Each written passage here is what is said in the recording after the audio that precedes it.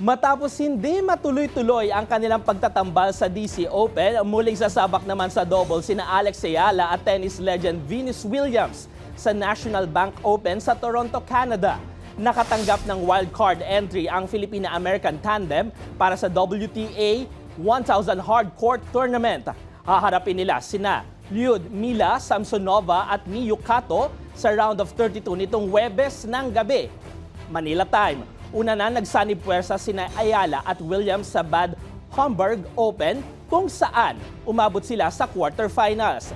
Dapat sana'y maglalaro rin sila sa DC Open pero umatras si Ayala sa doubles event at napalitan ni Diana Schneider.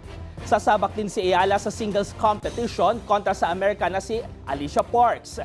Pumasok si Ayala sa Canadian Open bilang bagong kampiyon ng DC Open matapos talunin si world number 3 Jessica Pegula 4-6-6, 4-6-0 para sa kanyang kauna-unahang WTA Tour level title. Samantala, natalo naman si Williams kay Kamila Rakhimova sa opening round ng singles 6-4, 6-1.